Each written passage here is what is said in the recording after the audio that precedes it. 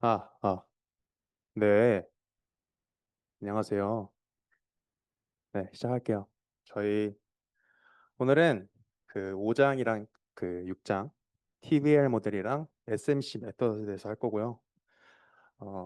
3조고요. 김용 2조인가요? 2조고요. 네, 김용진, 이준상, 이지영 세 명이서 하겠습니다. 첫 번째 제가 할 부분은요. 여기 스테이트 스페이스 TVL 모델 할 거고요. 요거 하고 쉬는 걸로 하겠습니다. 그리고 쉬는 시간 끝나고 SMC 메터드 그리고 이제 그거 이어지는 뭐 알고리즘과 필터링 그리고 마지막으로 스무딩까지 하고 이제 끝내도록 하겠습니다. 근데 제가요 좀 페이지가 많아요. 원래 한 10페이지밖에 안 했었는데 다들 요즘 늘리는 게 유행인 것 같아가지고 저도 한 45페이지까지 늘려왔습니다. 어 먼저 이제 인트로덕션 할 건데 저희가 오늘 할 게 뭐냐면은 스테이트 스페이스 TVL 모델이에요. 일단 스테이트 스페이스가 뭔지 알아야 되고 그리고 TVL 모델이 뭔지 알아야겠죠. 일단 스테이 스페이스 모델을 저희가 계속 지금까지 다뤄왔었어요. 기억나시나요? 그 동민이부터 시작을 해서 이제 최근 한 2주간 다뤄왔었는데 스테이 스페이스 모델링이 뭐냐면은 한 번 더 리캡하는 겁니다.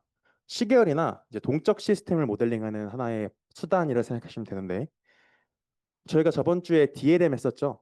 그거는 이제 리니얼 모델을 사용한 거였죠. 그래서 DLM 불렀던 거고 DLM은 이제 스테이트 스페이스 모델링 중에 하나인 겁니다. 그래서 관측 가능한 값과 관측이 불가능한 상태, 뭐 관측이 불가능한 상태, 뭐 상태 방정식이라 말은 하는데 사실은 이제 시간에 따라서 계속 업데이트해 나가는 과정이라 생각하시면 될 것 같고 그 업데이트하는 식 하나가 있고 그 위에 이제 관측 가능한 값, 우리가 관측하고 싶은 이제 YT가 어떻게 어, XT로부터 유도가 되느냐, 그게 이제 스테이트 스페이스 모델링이고요. TVL 모델이 뭐냐? 저희가 AR 모델을 이제 배웠었어요. 이제 저번 기수분들은 많이 배우셨었을 거고 그리고 새로 보신 분들은 이제 거의 본 적이 없죠. 저번에 한번 다루긴 했었는데 짧게 다뤘었어가지고 이제 AR 모델의 생김새가 기억나실지 모르겠는데 이제 AR 모델이 있고 또 MA 모델이 있고 이제 뭐 시계열 들으신 분들은 아시겠지만 MA는 이제 화이트 노이즈가 시간에 따라 변하는 거였죠. 그리고 AR 모델 같은 경우에는 이제 뭐야 x 뭐 t-1, t-2부터 쭉 전 거를 각각의 개수가 있어가지고 한 거였는데 이제 이 개수가 시간에 따라 변화하는 겁니다. 다시 말해서 그냥 AR 모델인데 타임 베리잉이라 돼 있어서 그 개수가 그냥 시간에 따라 변화한다. 원래는 시간이 인디펜던트 했는데 이제는 인디펜던트하지 않다. 이렇게 생각하면 될 것 같습니다. 그래서 이 TBR 모델은 이제 비정상 시계열, 추세가 있거나 계절성이 있거나 뭐 준주기성이 있는 거에 유리하더라. 네. 그래서 어제 저번 주죠. 저번 주에 배웠던 DLM인데 이거 다이나믹 리니얼 모델이라고 했었습니다. 이제 왜 리니얼이냐? 사실 이게 두 가지를 만족해야 되는데 선형성과 이제 가우스를 만족해야 되는데 가우시안 모델. 여기 앞에 붙어 있는 이제 저기 저 F 프라임을 읽으실 수 있는데 저게 트랜스포즈거든요. 이게 수학과는 저렇게 씁니다. T로 안 쓰고 다시라고 써요. 그래서 F 트랜스포즈 세타 T 플러스 VT 이제 이쪽을 관측 방정식이라고 하고요. 밑에 있는 세타를 계속 업데이트해 나가는 이 과정을 상태 방정식이라고 합니다. 여기서 보이는 이 GT 있죠? 세타 T-1 앞에 붙어 있는 이 GT가 이제 리니얼 맵이라서 저희가 다이나믹 리니얼 모델이라고 하는 겁니다. 그래서 먼저 이제 관측 방정식부터 알아볼 건데요. 보통 저 F 트랜스포 세타 T를 저희가 XT라고 많이 놉니다. 그래서 여기 있는 것들은 다 스칼라고요. 그래서 YT가 스칼라니까 스칼라는 이제 1 곱하기 1이죠. 네, 기억나실지 모르겠지만 그리고 XT는 F 트랜스포스타 T인데 각각이 이제 P 곱하기 1짜리 벡터인 겁니다. 그래서 저거를 이제 곱해주면은 항상 이런 거 차원 확인해야 되는 거 아시죠? 그래서 차원 확인하면은 1 곱하기 P 곱하기 P 곱하기 1 하면은 이제 1 곱하기 1이 나오겠죠. 그래서 YT도 1 곱하기 1짜리 디멘션이고 XT도 1 곱하기 1짜리 디멘션이고 VT도 이제 제로를 이제 민으로 갖는 노멀 모델이기 때문에 거기서 또 이제 베리언스가 스칼라니까 1 곱하기 1짜리가 되겠습니다. 그래서 디멘션도 맞춰져 있다. 그래서 XT를 저희가 잠재적 관측 불가능한 뭐 과정을 이렇게 설명하는데 넘어갈게요. 그래서 이제 상태 방정식을 알아볼 건데 이제 아까 말씀드렸지만 세타 t는 이제 p 곱하기 1짜리 벡터라고 했습니다. 자, 그리고 세타 t-1은 당연히 p 곱하기 1짜리 벡터겠죠. 그래서 gt는 아까 리니어를 설명드렸으니까 이제 아래 p승에서 그러니까 실수 p짜리 디멘션 이제 실수에서 p짜리 디멘션 실수로 가는 거니까 이제 p 곱하기 p짜리 매트릭스가 될 거고요. WT 같은 경우에는 이제 코베리언스 매트릭스가 저 라지 WT로 돼 있는데 그래서 p 곱하기 1짜리 벡터다. 이렇게 생각하시면 될 것 같습니다. 자, 그래서 이제 AR 모델을 까먹었을까 봐 적어놨는데요. 위에 써 있는 게 AR 모델이고요. 밑에 써 있는 게 TVAR 모델입니다. 차이점이 있다면 사실 하나밖에 없습니다. 앞에 개수 파이가 있는데 원래는 t에 의존하지 않았지만 이렇게 t에 의존하게 바꿔놨다. 이렇게만 생각하시면 될 것 같습니다. 그럼 이제 뭐 할 거냐? 저희가 TVL 모델을 봤을 때 이게 왜 상태 공간 모양과 어떤 연관성이 있길래 저희가 이 두 개를 같이 엮었느냐? 그리고 두 번째로 요게 아까 장점으로는 이제 비정상시계열이 유리하다고 했는데 도대체 어떤 점 때문에 이게 추세와 준주기성에 이제 유리할까? 이 두 개를 같이 한번 알아보도록 하겠습니다. 그래서 첫 번째 보일 것은요. TVL 모델이 상태 공간 모형이다라는 것을 보일 거고요. 그리고 두 번째로는 이게 조금 애매한데 사실 이게 책에 한 페이지 정도가 1번이고요. 한 전체적으로 다 2번이에요. 근데 2번이 사실 내용이 중요하지 않습니다. 사실 솔직히 말하면 제약을 엄청나게 걸어서 이게 이런 특정한 상황에서 잠재 성분 분해를 하면은 이런 장점을 바로바로 얻어낼 수 있더라 이런 점에서 저희가 하는 거기 때문에 그냥 책을 이해를 돕기 위해서 갖고 왔는데 좀 어려워요 이게. 그래서 첫 번째 걸로는 TVL 모델 상태공학 모형이다 하는 거는 단순 행렬 계산이고요. 이제 두 번째 장점 알아보려면은 여러분이 할 줄 알아야 되는 게 몇 가지가 있어요. 일단 아이겐밸류 디컴포지션을 할 줄 알아셔야 되고요. 그리고 컴플렉스 벡터 스페이스가 뭔지 아셔야 되는데 한번 같이 해봅시다. 다 넘어가고요. 이제 써놓은 거는 뭐냐면은 이제 TVL 모델이 어떻게 저렇게 밑에 DLM으로 이제 바뀔 수 있는가를 한번 연관 지어보라고 써놓은 거고요. 이렇게 하면 됩니다. 사실 별로 설명드릴 게 없는 게 이렇게 설정을 하면은 저게 딱 맞아 떨어져요. 좀 오래 관측하시면은 바로 보이시는 분들도 있을 거고 잘 보이지 않는다면은 한번 직접 계산해 보셔도 좋을 것 같아요. 사실은 이제 GT 같은 경우에는 맨 윗줄 빼고 맨 오른줄 빼면은 이제 사실은 아이덴티티 매트릭스잖아요. 그래서 이제 한쪽만 뒤로 가면서 곱해졌다 생각하시면 될 것 같아요. 이건 직접 계산해 보셔도 될 것 같습니다. 자, 여러분 이제 캐릭터리스틱 폴리노미얼이 나오는데요. 저희가 AR 모델을 배웠을 때 잠깐 보셨을 거예요. 자, 밑에 보이시는 이제 라지 파이 Z는 1 마이너스 파이 1 Z 마이너스 파이 2 Z 제곱 이렇게 써 있는 게 있는데 실제로 이제 고유값을 구해서 저 특성 방식에다가 람다 분의 1을 넣으면은 0이 되더라. 다시 말해서 근의 역수더라. 이거를 저희가 알 수 있습니다. 이제 뭐 할 거냐? 첫 번째 거는 제가 바로 보였어요. 딱히 어려운 점이 없는데 이제 두 번째로 잠재 성분 분해를 통해서 얻은 장점을 알아봐야 되는데 저희가 많은 제약을 통해서 잠재 성분 분해가 가능한 경우를 살펴볼 것입니다. 그래서 이 많은 제약들이 뭐냐? 대충 흐름도 이렇게 되는데요. 고유값에 중복이 없다고 가정합니다. 이게 첫 번째 가정이고요. 그러니까 저기 파란색으로 되어 있는 게 지금 가정들이에요. 그리고 두 번째가 이제 일반적인 DLM이 이제 위에 가정하에 이제 고유값 분해, 아이겐밸류 디컴포지션을 통해서 이제 실수 부분이랑 이제 복소수 부분으로 분해가 됩니다. 그래서 여기서 실수 부분이 추세, 허수 부분이 진동을 담당하게 되는데요. 이런 특징을 이용해서 저희가 AR 모델을 DLM으로 바꿀 수 있기 때문에 이 DLM 분해를 통해서 AR1 플러스 아르마 2,1로 분해를 할 것입니다. 그래서 AR1쪽이 실수 부분인 거고요. 아르마 2,1이 허수 부분인 것입니다. 그리고 두 번째 가정을 통해서 로컬리 스테이션이라고 하는데 나중에 설명하겠지만 사실 별 게 없어서 이제 TVL T 모델도 어떻게 근사를 한다면은 TVL1과 T 바르마, TV 아르마 2,1로 분해가 가능하더라. 요걸 알아보겠습니다.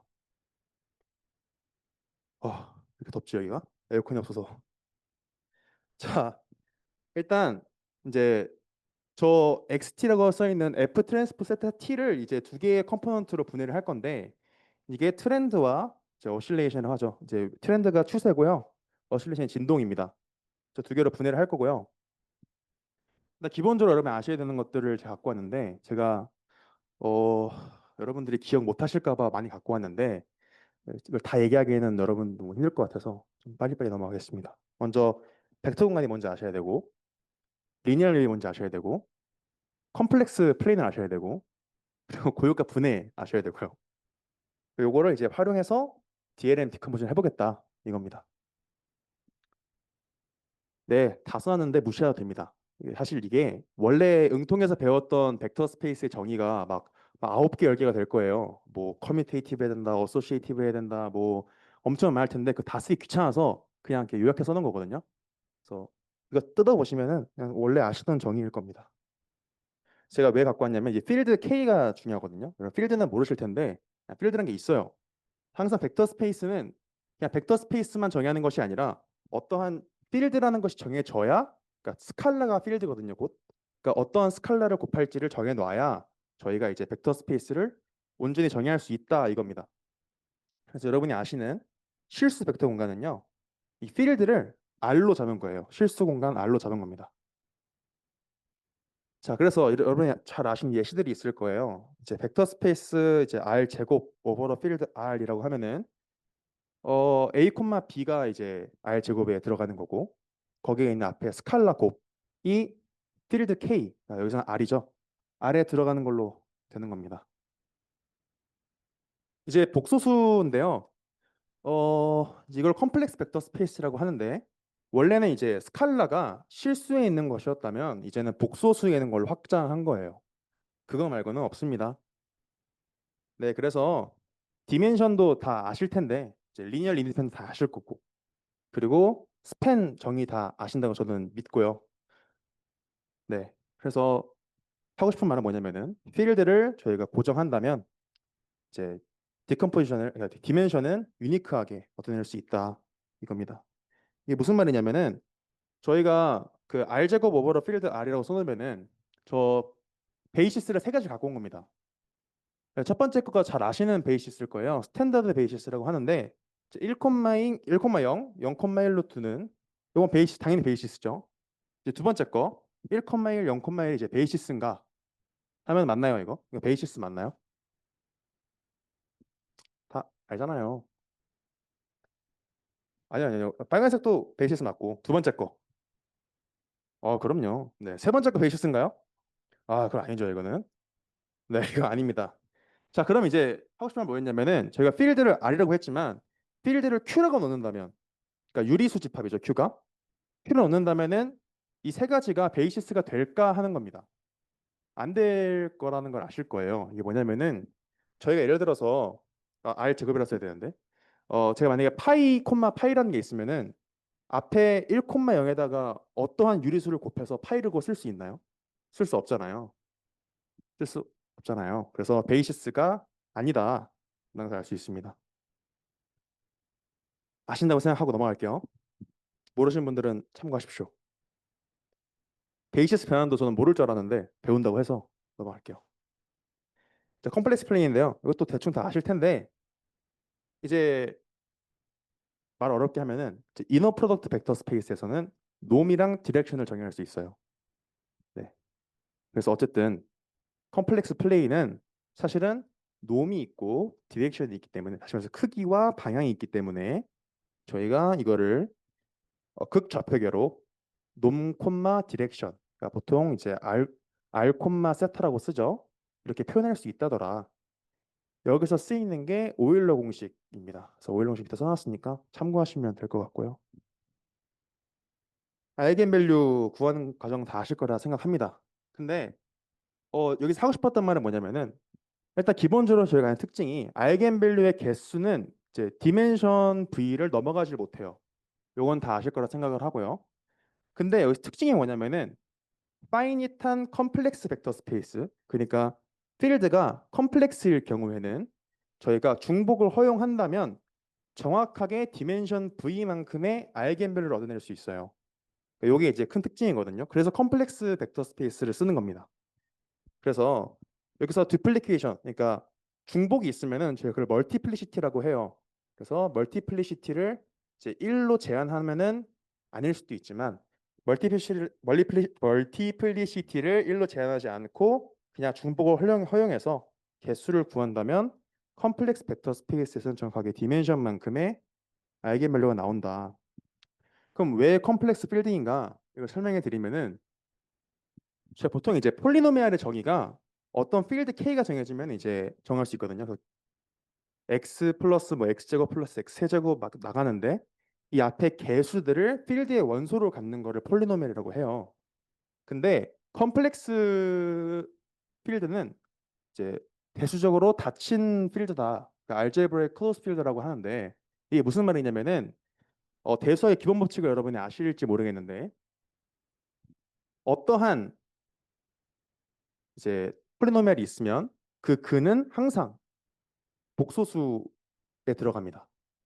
근데 x제곱 플러스 1 같은 경우에는 저희가 만약에 채를 실수로 갖는다면 이거 근이 풀만 i가 나올 거 아니에요. 여러분 아시죠? 풀만 i가 나올 텐데 이 i는 실수에 들어가지 않죠. 그래서 대수적으로 닫히지 않아 있다. 이렇게 얘기를 합니다. 근데 고유값을 구하는 과정이 저희가 평소에 이제 어떻게 구하냐면은 캐릭터리스틱 폴리노미얼이라는 걸 이용을 해요. 그러니까 다항식을 이용하게 되는데 다항식의 근으로 표현할 수 있기 때문에 만약에 필드가 실수라면은 고유값이 실수해서 나오지 않을 수가 있다 이겁니다. 그래서 어떻게 할 거냐? 저희가 구하고자 하는 데이터의 값들은 보통 복소수가 아니라 실수일 거예요. 그러니까 실수이기 때문에 내가 억지로라도 딱 고유값을 디멘션 V만큼 얻고 싶다.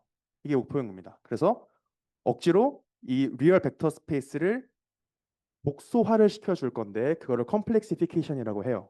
그래서 원래 보통 복소수를 어떻게 정하냐면은 실수 곱하기 실수에다가 어떠한 이제 릴레이션을 준다고 생각하시면 되는데 무시해도 될 것 같고 이게 무슨 말이냐면은 그냥 어거지로 벡터 스페이스를 확장하겠다. 확장해서 딱 고유값을 디멘션 V만큼 얻을 거다. 이렇게만 생각하시면 될 것 같습니다. 이거 좋은 성질은요. 원래 벡터 공간의 고유값이 그대로 남고요. 그리고 원래가 실수 공간이었다면은 고유값 중에 실수가 아닌 고유값들은 켤레 복소수로 짝을 이루어서 나온다고 써 있는데 어떻게 생각하시면 될 것 같냐면은 어쨌든 실수 공간이기 때문에 근들이 실수해서 나와 그러니까 개수들이 실수에 있어야 되잖아요. 폴리노미알의 코에피션트가 실수해야 하는데 만약에 고유값들이 켤레 복소수가 아니라면은 저희가 이제 여러분 다 아시겠지만 그 근들을 더하면은 뭐 예를 들어 2차 방정식이 있다고 하면은 ax 제곱 플러스 bx 플러스 c는 0이 있다고 치면은 두 근의 합을 저희가 마이너스 a분의 b라고 했던 거 고등학교 때 배우셨을 거예요. 그죠? 더워. 마이너스 a분의 b라고 정하실 텐데 저희 켤레 복소수 더하면은 복수 날아가잖아요. 허수음이 날아간단 말이에요. 그래서 코에피션트가 실수에 있어야 되는 게 기본 정의이기 때문에 켤레 복소수로 나오지 않는다면은 저희가 문제가 생기는 것입니다. 그래서 예를 들어서 아래 11승이 있어요. 11차 디멘션 이제 실수 공간이 있는데 그러면은 만약에 고유값 여기서 실수 고유값이 홀수개밖에 안 나온다는 걸 아실 수 있습니다. 만약에 고유값이 짝수개만큼 나온다면 예를 들어서 두 개가 나왔다. 그러면 11 빼기 2를 하면 9개가 나오죠. 그럼 9개의 복소수가 나오게 되는데 9개의 복소수가 켤레 복소수로 짝을 이룰 수가 없죠. 짝을 이루어야 되는데 홀수개니까 짝을 이룰 수가 없어서 뭐 그렇다 생각하시면 될 것 같습니다.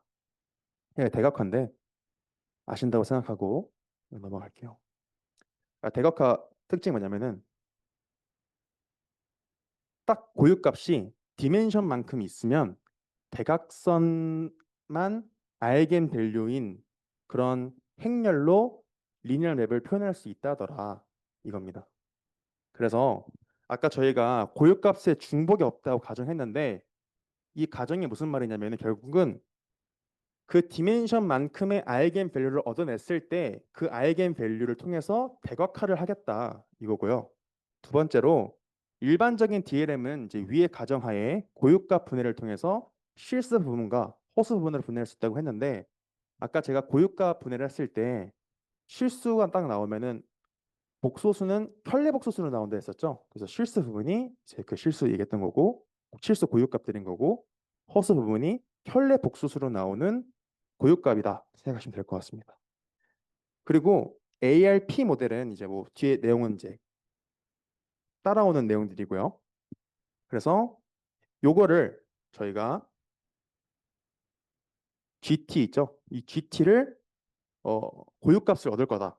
근데 GT는 사실은 매트릭스의 각 컴포넌트들이 실수해서 정의가 되는데 저희가 컴플렉시피케이션, 즉 복수화를 해서 정확하게 P개의 고유값을 얻을 것이다. 자, 그래서 자세하게 이걸 쪼개면은 일단 상태 방정식의 선형 변환, 리니어 맵 GT를 컴플렉시피케이션을 해주고요. 그리고 가정 1, 고유값의 중복이 없다라는 것을 이용해서 대각화를 해줍니다. 그러면 총 디스팅트한 가정 1에 의해서 디스팅트한 고유값이 P개가 생기는데 그 중에 실수가 아닌 놈은 저희가 이제 복소수에 있는 놈들은 켤레 복소수를 이룬다고 했기 때문에 이 시계만큼 나오고요. 거기서 총 고유값이 P개이기 때문에 P-2C를 해주면은 실수 고유값들은 P-2C개가 나오게 됩니다. 그래서 이 과정을 통해서 이제 XT라는 것을 실수 고유값 부분 그리고 켤레 복소수 고유값 부분으로 나눌 수 있다더라. 자, 그래서 이제 이걸 어디다 쓸 거냐면은 AR 모델을 DLM으로 바꿀 것입니다. 그래서 아까 TVL 모델을 이런 식으로 바꾼다고 했었는데 이제 개수가 T, 1, T, 2, T, 이렇게 쭉 가는데 그래서 T를 빼주면은 그냥 AR 모델이거든요. 그래서 파이에 있는 T들을 다 뺀다 생각하시면 됩니다. 그래서 다 빼주고 나서 그럼 G가 GT가 아니라 그냥 G인 거죠. 그러니까 G는 결국 상수이기 때문에 그러니까 T에 따라서 변하지 않기 때문에 고유값이 다 적용이 됩니다. 그래서 고유값 분해를 해서 얻어낸 다음에 이제 재기식을 풀어주면 돼요. 그러면 AR1 실수 부분, 다시 말해서 아까 실수 부분, 그리고 허수 부분이 켤레 복수 부분, 그게 각각 AR1과 아르마 2,1이 나오거든요. 그래서 각 고유값을 구해주시면은 어, 제가 오일러 공식 했었죠. 고유값이 이제 결국은 복소수에 있다면은 그의 놈과 디렉션으로 나눌 수 있기 때문에 오일러 공식을 이용해서 아래 E 풀마 IW라고 쓸 수 있다더라. 자, 그래서 각각 이제 재기식을 풀어주면은 이런 식으로 왼쪽에 보이시는 아래 왼쪽에 보이는 게 이제 실수 부분인 거고요. 중간 아래쪽에 있는 거에 이제 그 켤레 복소수 부분입니다. 보시면은 XT가 RXT-1 플러스 뭐 이건데 R 같은 경우가 결국은 이제 1보다 작다면은 XT를 업데이트 나가는 과정에서 계속 작아지겠죠. 그러니까 이게 추세를 담당한다 생각하시면 될 것 같고요. 오른쪽에 보이는 이 XT 같은 경우에도 코사인 W라는 게 있어요. 그러니까 다시 말해서 이 W가 코사인 함수에 들어갔다는 코사인 함수 결국은 이제 진동하는 함수잖아요. 그래서 XT는 물론 이제 R 값에 의해서 감쇄도 하지만 이제 진동도 담당하더라. 그래서 ARP 모델을 분해했을 경우에 AR1 쪽은 이제 감쇄, 추세를 담당하고 아르마 2,1은 추세와 동시에 진동을 담당하게 된다. 그래서 AR 모델을 이제 분해할 수 있기 때문에 추세와 진동을 우리가 얻어낼 수 있겠구나. 그러니까 추세와 진동을 잘 포착할 수 있겠구나 할 수 있습니다. 그래서 이제 가정 2번 로컬리 스테이셔너리가 뭐냐면요. 어느 부분을 딱 찍어서 많이 확장하면은 로컬하게 그러니까 되게 국소적으로 스테이셔너리 하다. 그러니까 정상성을 띈다. 요거를 이용한다면은 저희가 TVL 모델을 AR 모델에 근사할 수 있어요. 근데 이게 되게 계산이 더러워서 책 보시면 될 것 같습니다. 그래서 TVR 모델을 AR 모델로 근사했더니 이렇게 쪼갤 수 있다. 그래서 요약하자면 저희가 칼만 필터 배웠잖아요. DLM 모델을 칼만 필터 적용할 수 있는 걸 배웠는데 제가 그거 하려는 게 어려워서 이게 정말 비정상 시결에 도움이 되는가가 궁금했던 거예요. 그래서 억지로 특정 케이스에서 정당하더라 정당성을 부여한 것입니다. 네, 끝났고요. 네, 10분 쉬었다가 시작하겠습니다. 네. 자, 주목, 주목. 자, 발표, 아니, 자, 발표 시작하겠습니다. 일단은, 자, 우리 이때까지 배웠던 다이나믹 리니어 모델은 엄청나게 큰 문제가 있어요. 뭘까요? 자, 바로 선형성과 가우스성을 반드시 가정을 해야지만 이걸 풀 수가 있는 거예요. 이걸 가정하지 않으면 아무것도 뭔가 되지가 않아요. 선형성은 여기 VT와 WT를 얘기하는 거고, 관측 방정식과 상태 방정식을 보면 앞에 행렬 FT랑 GT가 곱해져 있어서 이게 둘 다 선형인 걸 알 수 있죠. 이 선형성에 대해서 얘기를 하자면 아까 저기 했지만 전 발표자가 조금 했지만 이 에딕티비티랑 호모제니티로 나눠지죠. 이거 두 개가 만족하면 선형성이라고 부르는 거고, 칼만 필터 자체가 선형성과 가우시안 분포의 가정을 그 밑받침해서 입력 분포도 가우시안 분포고, 따라서 출력 분포도 가우시안 분포고, 그러한 성질을 이용해서 칼만 필터를 적용하는 거기 때문에 이거 두 개가 깨지면 칼만 필터를 사용할 수가 없어 버리게 되는 거죠. 이렇게 가정이 너무 강력하다 보니까 그 선형성과 가우스성을 그 둘 다 동시에 만족하지 않는 너무나도 많은 상황에서 우리는 칼만 필터를 적용할 수 없게 되기 때문에 그래서 제너럴 스테이트 스페이스 모델을 이렇게 오늘 소개하도록 하겠습니다. 어, 두 가정을 모두 만족시키지 않을 때 적용할 수 있는 필터들은 몇 개 있는데요. 아래 있는 칼만 필터를 확장한 필터들은 비선형성에는 적용이 가능하지만 비가우스성에는 적용이 가능하지 않기 때문에 오늘은 비선형성과 비가우스성 모두 적용 가능한 SMC에 대해서 알아보도록 하겠습니다. 일단은 그 전에 일단 이 제너럴 스테이트 스페이스 모델을 간략하게 소개하고 넘어갈게요. 일단은 이거는 이렇게 옵서베이션 덴시리랑 스테이트 에볼루션 덴시리로 두 개로 나뉠 수 있는데, 옵서베이션 덴시리는 관측을 생성하는 거고, 여기 보면 뒤에 이 상태 벡터 XT가 어떠한 값이면 여기서 YT 관측 벡터는 이런 값이 나올 가능성이 크다라는 걸 얘기해 주는 거고요. 얘기해 주는 거고요. 제너럴 그냥 스테이트 스페이스 모델과는 다르게 이건 선형성이 아니어도 되기 때문에 더 폭넓은 곳에서 사용할 수 있겠죠. 그리고 두 번째로 스테이트 에볼루션 덴시리는 상태를 진화시키는 건데, 이전 상태들을 알면 여기 XT-1를 알면 현재 상태의 분포가 어느 정도 정해진다는 그런 식을 의미하고 있습니다.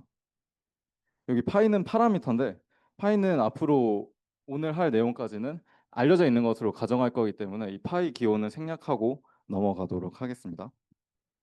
이러한 제너럴 스테이트 스페이스 모델을 바탕으로 우리 목표, 우리가 뭘 이제 구해야 되냐, 이렇게 세 개가 있는데요. 필터링 덴시티, 프리딕티브 덴시티, 스무링 덴시티가 있는데, 이거는 각각 우리가 이때까지 얻은 관측 벡터들을 바탕으로, 관측 벡터 이 y 1부터 t까지를 바탕으로 현재의 상태 벡터를 관측하는 이 덴시티를 구해야 되고요.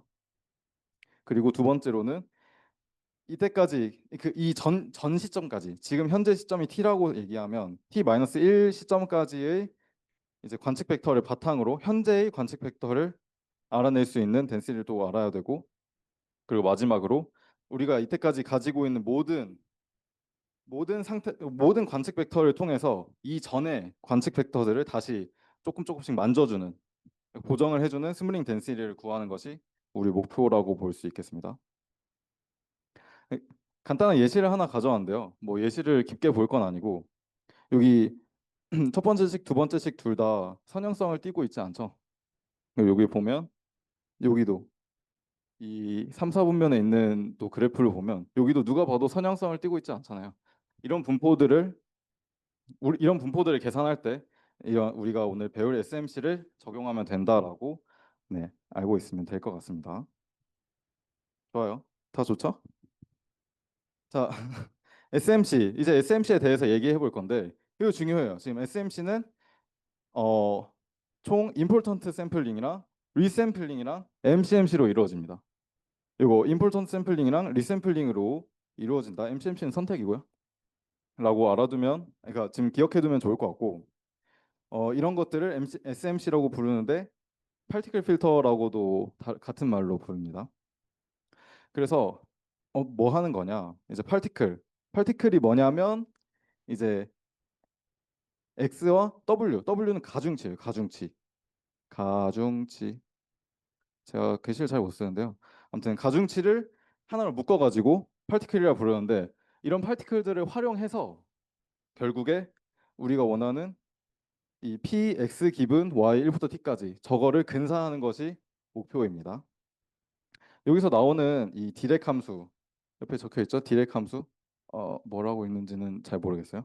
근데 이 디렉 함수에 대해서 간략하게 소개하고 넘어가자면 우리가 다루는 이 파티클들 이 wi랑 이 컴마 이 xi 얘네들이 이산적인 값이잖아요. 얘네들을 더해서 연속 함수로 근사하기 위해서 이 디렉 함수를 넣은 건데 그냥 뭐 별건 없고 나머지 값들에서 다 0이고 한 값에서만 무한대를 띄는 이런 함수들을 디렉 함수라고 합니다.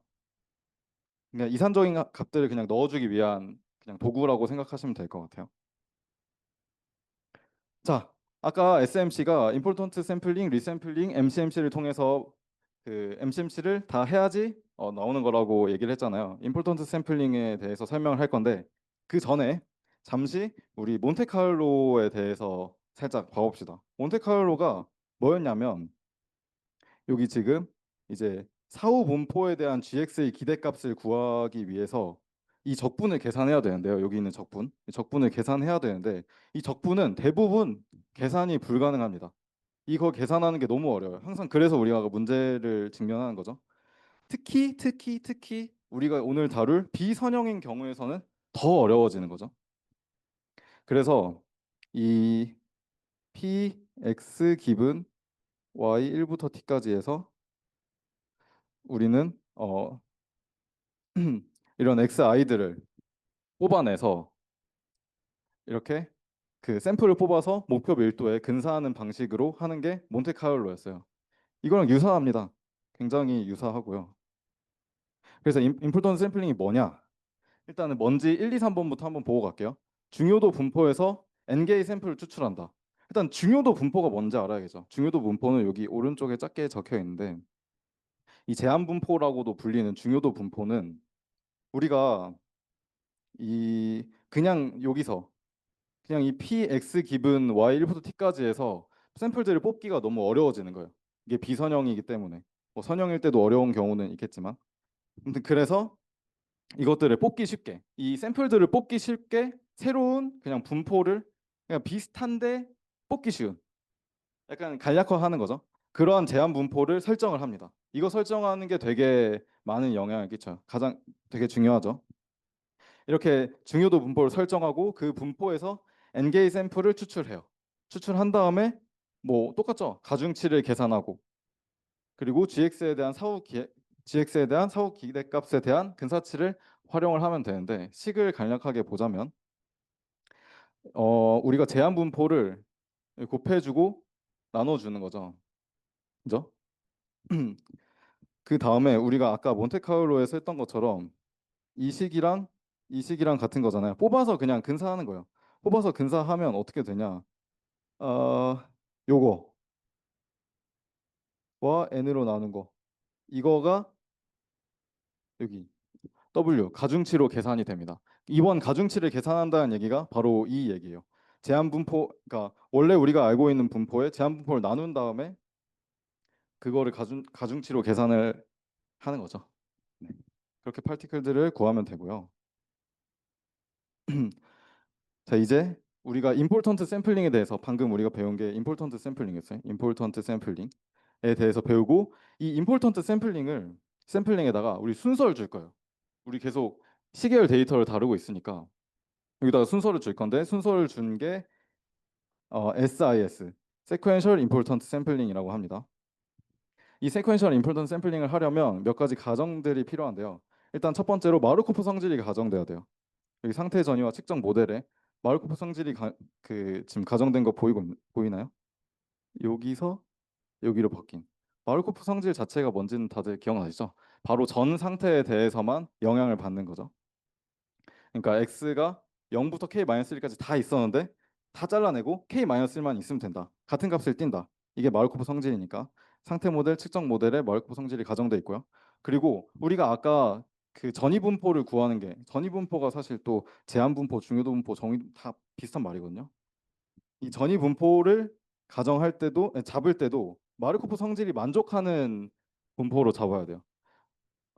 그렇지 않으면 계산이 너무 복잡해지기 때문에 비용이 너무 많이 늘어난다는 단점이 있습니다. 그래서 전위 분포에도 마르코프 성질이 아, 만족해야 된다라는 거고, 그럼 이제 진짜 SIS에 대해서 배워보겠습니다. 지금 SIS는 그냥 우리 아까 했던 임포턴트 샘플링 이 IS를 T번 하는 거예요. 그냥 T번. 그러니까 우리 아까 그냥 이제 요거를 그냥 뽑았잖아요. 샘플링을 했잖아요. 요 XI를 샘플링 했잖아요. 그거를 T번 한다, 그냥 K번 한다. 이렇게 알아두면 좋을 것 같아요. 처음에, 그래서 맨 처음에는 K가 0일 때를 세팅해야 되죠. 0일 때는 그냥 분포에서 N개를 뽑은 다음에 우리 가중치를 전 분포들이 없으니까 이 전 시점이 없으니까 그냥 다 N분의 1로 가정해놓고 그 다음에 계산을 시작하는 거예요. 여기선 K가 1부터 T까지겠죠? 네. 아까 임포턴트 샘플링을 그냥 똑같이 실행을 해주면 되는데, 네, 파이 여기 저기 뭐야 전위 분포에서 샘플을 추출하고 가중치들을 계산해주고 마지막으로 합이 1이 되도록 그냥 정규화해주면 되는데, 여기 이 가중치를 계산할 때 되게 복잡한 식이 있는데요. 여기는 적어 놓긴 했지만 한 번씩 읽어보면 좋을 것 같아요. 그러니까 아이디어는 WK-1, 그러니까 전 시점의 가중치랑, 네, 그러니까 읽어보세요. 계산을 해주면 돼. 이거 뭐 베이지 정리 써가지고 열심히 계산했더니 전 시점의 가중치들을 뽑아낼 수 있어서 이게 전 시점의 가중치 곱하기 이 값과 비례하게 나타난다라는 얘긴데요. 네, 읽어보면 간단하게 알 수 있을 것 같아요. 근데 이 SIS에서 가장 큰 문제는 이렇게 가중치들을 계속 뽑아내다 보면 시간이 지날수록 하나의 파티클을 제외한 나머지의 가중치가 모두 다 0에 가까워진다는 그런 파티클 퇴화 문제가 발생해요. 하나의 가중치 이외에는 다 의미가 없어지기 때문에, 네, 그러니까 그냥 비용만 늘어나고 계산량만 늘어나는데 유의미한 결과는 나오지 않는 그런 문제가 발생하는데요. 그런 문제를 좀 해결하기 위해서 우리 리샘플링이란 걸 할 겁니다. 리샘플링 지금 다들 따라오고 있죠? 자, SMC가 뭐냐면 아까 임포턴트 샘플링이랑 리샘플링이랑 MCMC까지 더한 거라고 했죠. 그죠? 그 중에서 우리 이 리샘플링에 대해서 배우고 있는 겁니다. 이 리샘플링은 우리가 파티클들을 이렇게 가중치랑 X로 파티클들을 다 뽑아냈잖아요. 뽑아낸 파티클 중에서 이 가중치를 XI가 뽑힐 수 있는 확률이라고 생각하는 거예요. 그렇게 이산 분포를 잡는 거예요. 무슨 말인지 알겠나요? 어떠한 이산 분포가 있는데 이 i번째 i번째 x를 뽑으려면 wi만큼의 확률이 뭐래? 자, 그러니까 b 요거이려면 요런 느낌인 거죠. 그죠? 그러니까 이거를 뽑기 위해서 이 정도의 확률이 필요하다. 그러니까 한마디로 가중치가 높으면 이 xi가 더 많이 뽑히는 거죠. 그렇게 이산 분포를 마련하고 거기서 n개의 분포를 뽑습니다. 그러면 이 가중치들의 크기가 다 다른데 가중치가 높은 파티클에 대해서는 더 많은 상태 분포들이 뽑힐 거고 가중치가 낮으면 그만큼 좀 덜 뽑히겠죠. 그래서 결과적으로 가중치가 작은 파티클들은 거의 다 제거가 되고 가중치가 큰 파티클들은 복제가 되고 그리고 가중치는 다 n분의 1로 낮춰짐으로 파티클 퇴화 문제를 해결할 수 있다고 볼 수 있습니다. 좀 더 자세하게 들어가 보면 어, 어려운 일은 아닌데요. 1번, 2번은 그냥 우리가 아까 했던 SIS랑 똑같아요. 이 리샘 그냥 SIS에다가 리샘플링을 해준 게 여기 있네. 리샘플링 해준 게 SIR이라고 하는 거거든요. 그냥 두 개를 겹쳐서 해주면 돼요. 우리가 아까 했던 것처럼 X를 뽑고 가중치를 뽑은 다음에 파티클들을 만들고 그 파티클들을 이용해서 리샘플링을 해주는 거죠. 그러면 네, 됩니다. 근데 마지막으로 이 리샘플링을 매번 매 시점 해주는 게 아니라 우리 NEFF를 구해서 이것보다 작아지면 NEFF가 이것보다 작아지면 어떠한 기준이 있겠죠? 어떠한 기준보다 작아지면 그때마다 리샘플링을 한 번씩 해서 샘플을 좀 보완해주는 느낌으로 한다고 합니다. 네. 근데 이 SIR도 큰 문제점이 있는데 비용이 너무 많이 들고 비효율적이라고 합니다. 그래서 이거를 보완하기 위해서 또 APF라는 필터를 고안을 해냈어요. 이거는 무슨 얘기냐면, 잠깐 이걸 하기 전에 만약에 본교재에서 이거를 좀 확인하고 싶으면 본교재랑 부교재랑 이 PPT랑 지금 쓰는 용어가 조금 달라가지고 본교재에서는 이 리샘플링이랑 SIR 요거랑 같은 말이 부교재의 리샘플링 이 SIR이 둘 다 들어가거든요. 그러니까 그리고 SIR과 SR이라는 이 또 이상한 알고리즘이 본교재의 아니 부교재 기준으로 SR이라고 보면 될 것 같아요. 만약에 본교재를 본다면 참고해주면 될 것 같고요. 지금 이 PPT는 부교재 기준으로 만들었습니다. 네, 이 APF에 대해서 마저 해볼게요. 기존의 문제점은 아까 계속 했었죠. YK들이 대부분의 파티클들이 YK를 제대로 설명하지 못함. 그러니까 가중치들이 너무 낮아진다는 하나의 이상치를 빼고는 다 너무 낮아진다는 문제점이 있었잖아요. 그래서 AF는 한마디로 보조 변수를 통해서 말이 되게 어려운데 다음 시점인 중요해질 파티클을 미리 예측하는 거예요. 예측하고 얘네가 안 중요할 것 같으면 안 뽑고 중요할 것 같으면 뽑고 뭐 이런 식으로 알고리즘을 만들 거예요. 좀 더 자세히 보면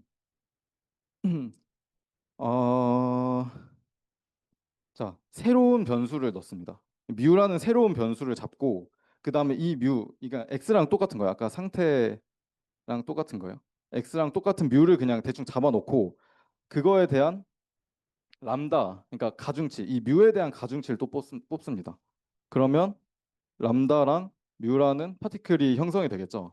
이 파티클들이, 그러니까 이 뽑은 파티클들에 대해서 람다가 높으면 더 많이 뽑고 람다가 낮으면 덜 뽑고 하는 식으로 새로운 인덱스들의 집합을 뽑는 거예요.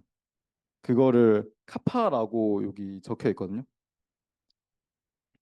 그러니까 지금 이 시기, 이 람다를 뽑는 시기, 이 전 시점의 가중치와 지금 미래 시점에 대해서 설명하고 있는데 이전 그러니까 이전 시점의 상태도 중요했고 그리고 미래 관측값에도 잘 맞는다는 의미거든요. 이게 그거랑 비례하는 거니까 람다가 크면 많이 뽑을 거고 람다가 작으면 덜 뽑을 거고 그렇게 생각을 해주면 좋을 것 같아요. 그래서 만약에 람다가 큰 것들을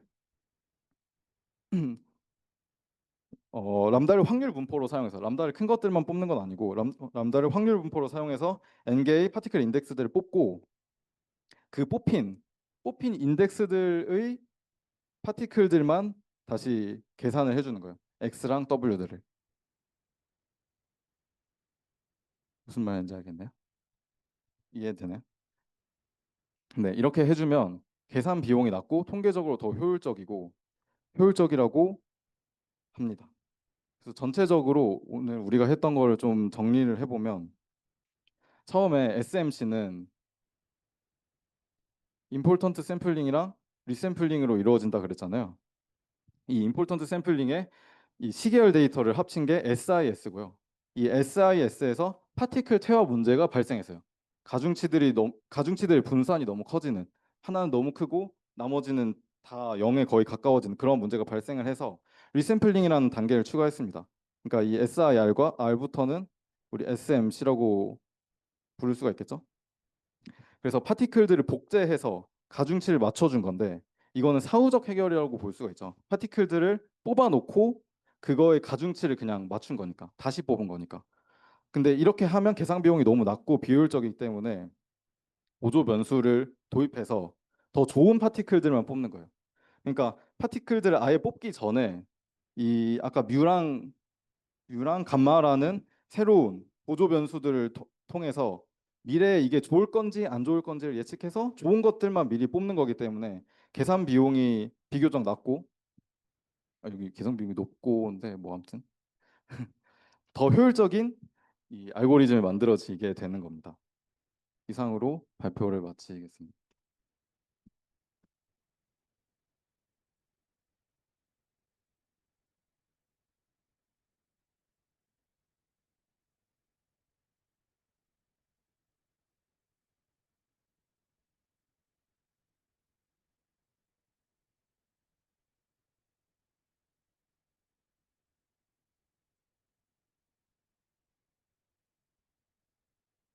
이번 발표를 통해 저희, 저희 상태와 파일을 동시에 추정하기 위한 SMC 방법들을 알아보았는데 이 SMC 방법들이 가지고 있는 한계점을 다시 알아보고 이를 보완하는 대안 알고리즘에 대해 발표를 할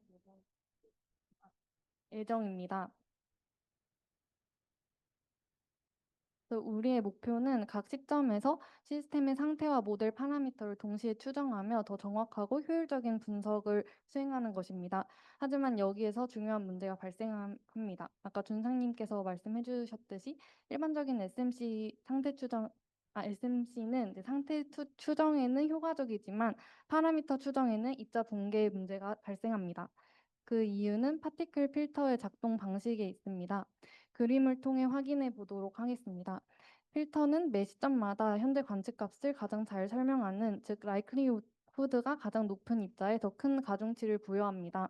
이후 리샘플링 과정을 통해 가중치가 낮은 입자들은 점점 사라지고 높은 가중치를 가진 소수 입자만 반복적으로 복제됩니다. 이 과정에서 파라미터 입자들의 다양성이 급격하게 감소하고 결국 몇 개의 특정 값에 몰려버리는 입자 붕괴 문제가 발생합니다. 그 결과로 얻어진 파라미터는 파라미터의 불확실성을 제대로 반영하지 못하고 추정 정확도 역시 떨어집니다. 그렇다면 이제 상태는 왜 추정을 잘할까라는 의문이 생기실 것 같아서 간략하게 설명을 드려보자면 상태 변수와 파라미터는 이제 상황이 다릅니다. 상태에서는 새로운 관측이 들어올 때마다 상태에 대한 정보가 계속 꾸준히 갱신되므로 입자들이 계속 퍼져 있는 형태를 유지하며 효과적인 추적이 가능하지만 고정 변수인 파라미터는 이런 갱신의 기회를 얻지 못해서 이제 점점 한 점으로 수렴하는 그런 문제가 생기는 것입니다. 이제 입자 붕괴 문제를 해결하기 위한 4가지 알고리즘에 대해 소개를 해드리도록 하겠습니다. 네, 첫 번째 알고리즘은 유엔 웨스트 알고리즘입니다. 이 알고리즘의 핵심 아이디어는 APF의 커널 스무딩 그리고 슈링케이지 3가지 기법을 조합하는 것입니다. 앞서 언급하였듯 상태는 시간에 따라 변하기 때문에 새로운 관측 데이터로 안정적인 추정이 가능하지만 고정된 파라미터는 입자 소멸 문제가 발생하기 때문에 결국 하나의 점으로 수렴하는 경향이 있습니다. 이 문제를 해결하기 위해 커널 스무딩이라는 기법을 사용합니다. 쉽게 말해 점처럼 뭉쳐있는 파라미터 입자 위에 부드러운 정규 분포 모양의 모자 커널을 씌워주는 것입니다. 이렇게 커널 스무딩은 인위적으로 약간의 노이즈를 추가해서 입자들이 한 점으로 뭉치지 않고 적절한 분산을 유지하며 퍼져 있도록 만들어줍니다. 또한 슈링키지 기법을 통해 개별 입자들이 너무 제멋대로 흩어지지 않도록 하고 전체 입자들이 평균 방향으로 살짝씩 올 수 있도록 안정성을 더해줍니다. 네, 다음으로 리우 앤 웨스트 알고리즘의 사후 분포를 살펴보도록 하겠습니다. 우리가 최종적으로 구하고자 하는 사후 분포는 가장 왼쪽에 있는 것이고요. 이거의 의미는 이제 현재 시점까지 모든 데이터를 고려했을 때 상태와 파라미터가 가질 수 있는 분포를 의미합니다. 이 사후 분포는 다음의 세 가지 곱으로 표현할 수 있습니다. 하나씩 살펴보면 이 부분은 현재 상태와 파라미터가 주어졌을 때 이번 관측값이 나타날 확률입니다. 네, 그 다음으로 이 부분에 대해 살펴보면 이전 데이터인 dt-1과 파라미터를 바탕으로 현재 상태를 예측하는 부분입니다. 그리고 마지막은 이제 이전 데이터를 기반으로 한 파라미터 분포인데 여기에서 이제 커널 스무딩이 적용됩니다. 결국 류엔 웨스트 알고리즘은 이전 정보를 통해 파라미터 분포를 부드럽게 만들어주고 이거를 통해서 하고 그 다음에 이를 기반으로 상태를 예측한 다음에 그 다음에 이번 관측값을 반영한 최종 사후 분포를 업데이트하는 방식으로 작동합니다. 네, 커널 스무딩에 대해 좀 더 구체적으로 알아보도록 하겠습니다. 앞서 말씀드렸듯이 우리는 파라미터가 점으로 수렴하는 문제를 해결하기 위해 이 기법을 사용하고 그래서 이제 파라미터가 점이 아닌 분포로 나와야 하는 기법인데 지금 보시는 식은 이전 시점까지 관측한 데이터를 바탕으로 파라미터 파이의 사후 분포를 근사하는 방법을 나타냅니다. 핵심 아이디어는 이전에 언급하였듯 각 파라미터 입자 위에 부드러운 정규 분포를 씌운 다음에 이 정규 분포들을 모두 합쳐서 전체 파라미터 사후 분포를 근사하는 것입니다. 이건 그림을 통해서 확인하실 수 있습니다. 이제 수식에 대해서 알아보도록 하겠습니다. 이제 수식은 다음과 같은 정규 분포의 합으로 이제 나타낼 수 있는데 이때 평균은 각 그 입자가 위치한 중심값을 나타내고 분산은 입자 주위로 얼마나 퍼질지를 결정한다고 합니다. 결과적으로 이렇게 정규 분포들의 합으로 근사하면 입자 소멸 문제를 완화하고 파라미터의 불확실성을 반영하여 현실적인 사후 분포를 얻을 수 있습니다. 근데 지금부터 앞서 살펴보았던 정규 분포의 평균과 분산이 왜 다음과 같이 설정되는지 수식을 통해 알아보도록 하겠습니다. 먼저 설명에 들어가기 앞서 입자 위치에 대한 개념을 짚고 넘어가도록 하겠습니다. 파티클 필터에서는 사후 분포를 직접 계산하지 않고 여러 개의 입자를 뿌려서 그 분포를 근사합니다. 따라서 각 입자가 차지하는 위치가 곧 파라미터의 가능한 후보값 하나를 나타내는 것으로 이해하시면 되실 것 같습니다. 즉 파라미터의 불확실성을 입자들이 흩어진 위치로 표현하는 것이죠. 이제 본론으로 돌아와서 이제 각 정규 분포의 평균과 분산에 대해 알아보도록 하겠습니다. 일단 평균은 이 다음과 같은 식으로 이루어졌는데요. 이때 이 앞에 있는 부분은 개별 입자의 위치이고 이 뒤에 있는 부분은 모든 입자의 가중평균, 즉 전체 분포의 중심입니다. 그렇다면 왜 단순히 평균을 하나로 대체하지 않고 두 값을 섞을까요? 그 이유는 수축 효과를 주기 위해서인데요. 만약 평균만 쓴다면 모든 입자가 같은 위치로 몰려서 분포가 사라지게 됩니다. 그렇다면 다양성이 없어지고 사후 분포의 형태를 반영할 수 없어 우리가 기존에 해결하고자 한 입자 붕괴 문제가 해결되지 못합니다. 반대로 개별 입자 위치 이 부분만 만약에 그대로 쓴다면 시간이 지날수록 입자들이 과도하게 흩어져서 실제 사후 분포보다 지나치게 퍼져버리게 됩니다. 따라서 스무딩 파라미터 A를 두어서 각 입자가 원래 있던 위치를 유지하되 평균적으로 살짝씩만 당겨줌으로써 안정적인 균형을 잡는 것입니다. 이제 다음으로 정규 분포 분산에 대해 알아보도록 하겠습니다.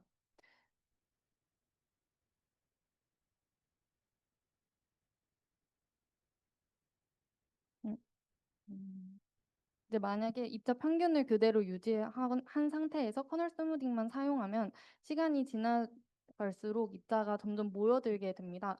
그렇게 되면 파라미터 분포가 지나치게 좁아져서 불확실성을 반영하지 못하고 점추정처럼 변하게 되기 때문에 류엔 웨스트 알고리즘에선 추가적으로 분산을 의도적으로 부여합니다. 이때도 이제 스무딩 파라미터 A가 반영되는데요. 이 값은 0과 1 사이에서 선택되는데 크게 두 가지 효과를 가지고 있습니다. 먼저 첫 번째는 수축 효과입니다. 위에 평균식을 보면 알 수 있듯이 A의 값이 작아지면 입자들이 평균 쪽으로 강하게 끌려옵니다. 반대로 A가 1에 가까우면 이 부분이 0이 되므로 평균으로 끌려오는 힘이 약해집니다. 즉 수축 효과가 거의 일어나지 않습니다. 이제 두 번째는 분산 효과입니다. 입자에는 추가적인 노이즈가 붙는데 이 노이즈의 분산은 앞서 살펴봤듯이 다음과 같은 식인데요. 이때 A가 작으면 분산이 커져서 입자들은 다양성을 유지하고 A가 1에 가까우면 노이즈가 거의 사라져서 입자들이 뭉쳐버리는 현상이 나타납니다. 이거 A에 대한 내용을 요약한 부분이고요. 음, 그래서 앞서 살펴봤듯이 스무딩 파라미터를 통해서 우리는 분산 보정을 통해 불확실성을 유지하고 또 균형을 조절하는 것이 이제 류엔 웨스트 알고리즘의 핵심 아이디어라고 볼 수 있습니다. 이제 전체 과정을 단계별로 알아보도록 하겠습니다. 첫 번째는 위치 설정입니다. 먼저 이전 시점의 입자들의 슈링키지를 적용하여 새로운 입자들이 샘플링될 중심 위치를 정합니다. 그 다음에 현재 관측값을 가장 잘 설명할 수 있는 좋은 분모 입자를 선택합니다. 이 부분은 앞서 준상님께서 설명해준 그 APF 단계이고요. 다음으로 그 선택된 KM과 커널폭을 이용해서 새로운 파라미터 입자를 정규 분포에서 샘플링합니다. 이를 통해 점 추정이 아닌 분포 추정이 가능해집니다. 그리고 방금 샘플링한 새 파라미터와 선택된 분모 입자를 통해서 현재 상태를 샘플링하고 마지막에 가중치를 계산합니다.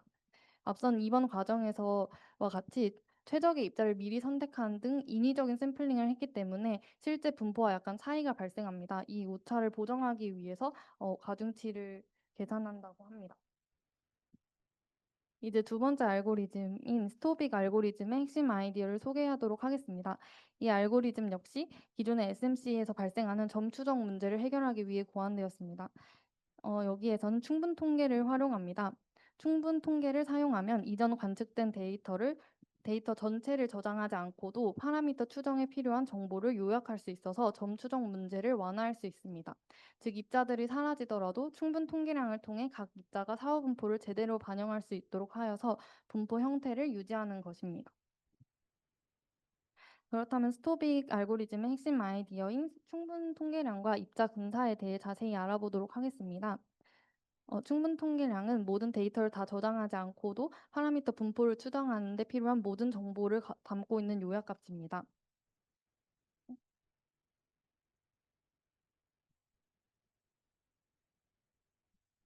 네, 예를 들어 이제 반 학생들의 성적을 분석할 때 전체 점수를 갖고 있는 대신 반 평균과 분산만 기록하는 것과 같은 개념이라고 생각하시면 됩니다. 그리고 또 충분 통계량은 다음과 같은 점화식 형태로 표현할 수 있습니다. 그래서 이전 시점의 충분 통계량과 새로 들어온 상태, 그리고 관측값만 있으면 전체 데이터를 다시 보지 않고도 새로운 충분 통계량을 계산할 수 있습니다. 네, 여기서 중요한 점은 충분 통계량으로 얻어진 파라미터 분포를 실제로 계산하지 않고도 근사할 수 있다는 점입니다. 그게 이제 입사 근사 방법인데요. 쉽게 비유를 하자면 모든 학생 점수를 다 가지고 분포 곡선을 그릴 수 있지만 그렇게 하기엔 현실적으로 어려우니 분포에서 몇 명의 학생 점수만 뽑아서 대표 삼는다고 보면 될 것 같습니다. 이제 스토빅 알고리즘의 전체 흐름을 살펴보며 파라미터 추정 문제가 어떻게 해결되는지 간략하게 살펴보도록 하겠습니다. 이제 1번을 보면 각 입자에 대해 파라미터를 샘플링하는 과정을 볼 수 있습니다. 이때 파라미터 파이는 이전 상태와 관측 데이터를 기반으로 생성되며 충분 통계량을 통해 과거 정보가 압축되어 보존되어 있는 것을 확인할 수 있습니다. 이렇게 하면 파라미터가 점으로 수렴하는 문제를 완화할 수 있습니다. 그다음에 2번을 보면 새로 예측된 상태의 n번째 항을 샘플링하는 과정을 확인할 수 있습니다. 이 단계 덕분에 상태와 파라미터가 함께 추정되는 구조를 이해할 수 있고 또 3번을 보면 각 입자의 중요도 가중치를 계산하는 과정을 볼 수 있습니다. 이전 가중치에 충분 통계량 기반 파라미터 사전 분포 그리고 상태 전이 확률 그리고 관측 라이클리후드 등을 곱해서 가중치를 업데이트합니다. 이를 통해 이제 점 추정 문제를 완화할 수 있다는 걸 알 수 있고요. 이제 세 번째 알고리즘은 프랙티컬 필터링입니다. 먼저 파라미터 추정을 살펴보도록 하겠습니다. 여기서는 롤링 윈도우 MCMC와 충분 통계량 두 가지 아이디어를 결합합니다. 롤링 윈도우 MCMC는 모든 과거 데이터를 사용하는 대신 최근 W계의 관측 데이터만으로 MCMC 샘플링을 수행하는 기법입니다.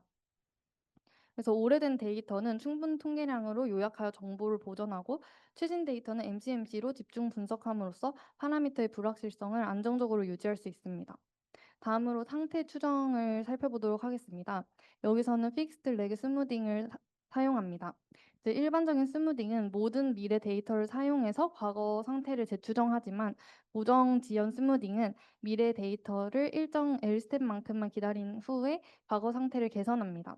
이를 통해 현실적인 추정이 가능하고 성능과 효율성의 균형을 유지할 수 있습니다.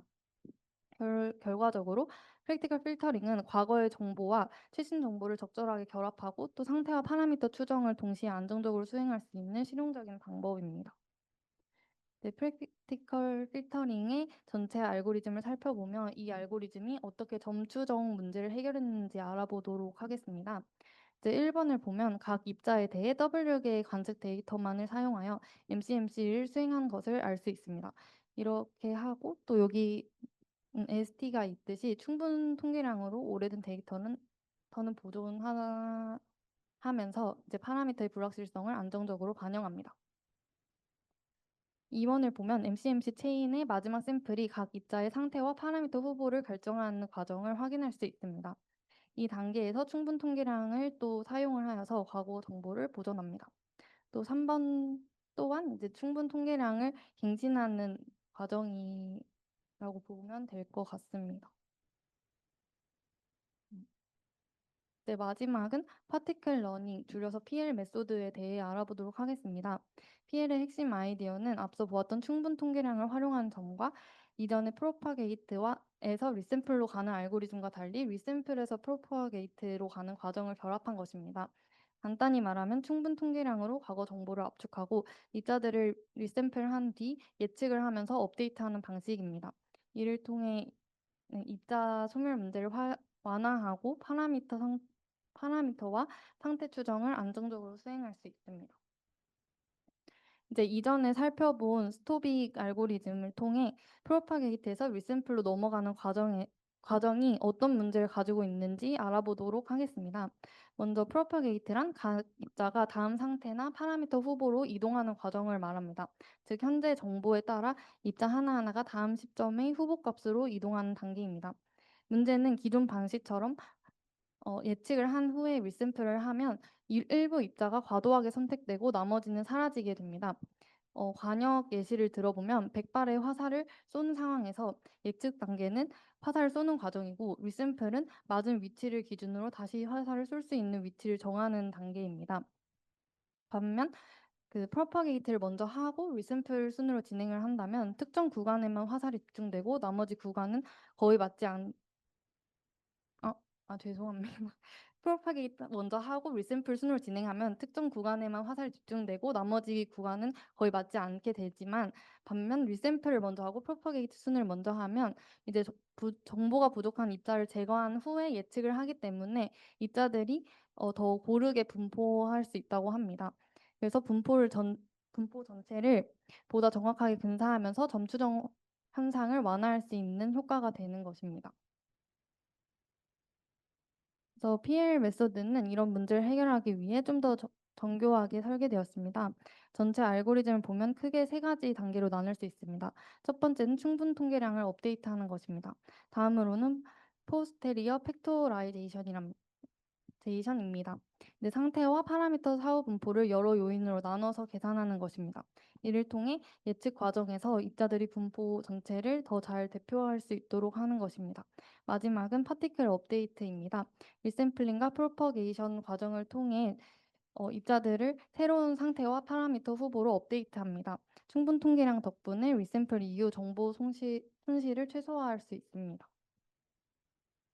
이제 PL은 크게 두 가지 모델에서 많이 사용됩니다. 첫 번째로는 조건부 가우시안 동적 선형 모델입니다. 네, 수식에서 알 수 있듯이 관측 방정식과 상태 방정식이 모두 선형 형태이므로 모두 충분 통계를 통해 사용할 수 있습니다. 두 번째는 조건부 가우시안 비선형 모델인데 이때 Z가 비선형 함수이기 때문에 이제 상태 방정식이 비선형 함수인 걸 알 수 있습니다. 따라서 여기에서는 충분 통계량을 파라미터 추정에만 활용하고 상태는 이전의 파티클 프로파게이션으로 업데이트합니다. 이 두 모델의 전체 알고리즘에 대해 살펴보며 PL 메소드를 정리해 보도록 하겠습니다. 정리하면 이제 조건부 가우시안 동적 선형 모델은 충분 통계량을 통해 상태와 파라미터를 동시에 업데이트하고 이제 옆에 있는 가우시안 비선형 모델은 이제 상태는 파티클로 직접 샘플링하고 파라미터만 충분 통계량으로 처리함을 알 수 있습니다. 그래서 지금까지 이제 점추정 수렴 문제를 해결하는 4가지 알고리즘에 대해 알아보았고요. 이제 스무딩에 대해 알아보도록 하겠습니다. 지난 세션에서 나영님께서 설명해준 내용을 짧게 리캡해보면 필터링이란 이제 시점 t에서 지금까지 관측된 데이터를 활용해 현재 상태를 추정하는 기법입니다. 그래서 앞서 살펴본 SMC 기법은 방법이라고 필터링 방법에 해당한다고 볼 수 있고요. 반면 스무딩은 모든 관측 데이터를 활용해 과거 상태를 다시 추정하는 방법입니다. 이를 통해 과거 상태도 최신 데이터의 정보를 반영할 수 있어 보다 정확한 추정을 할 수 있다는 장점이 있습니다. 이제부터 스무딩의 2가지 기법에 대해 알아보도록 하겠습니다. 먼저 가드실 두셋 웨스트의 방법입니다. 이제 이 방법의 전제 조건으로 파라미터 파이가 이제 알려져 있고 그다음에 필터링 결과 입자 근사를 가지고 있다는 전제를 가정하고 진행됩니다. 이제 목표는 다음과 같은 사후 분포를 구하는 것이고요. 핵심 아이디어는 팩토라이제이션과 입자 근사입니다. 이제 핵심 아이디어를 구체적으로 살펴보도록 하겠습니다. 사후분포 팩토라이제이션은 이제 사후분포를 시간별로 분해를 하는 것입니다. 전체 시계열에 대한 파라미터와 상태의 사후분포는 일반적으로 다음과 같이 표현할 수 있습니다. 여기서 중요한 전제는 아까 준상님께서 말씀해 주셨던 마르코프 가정입니다. 그래서 이렇게 독립성으로 곱하는 형태로 나타낼 수 있고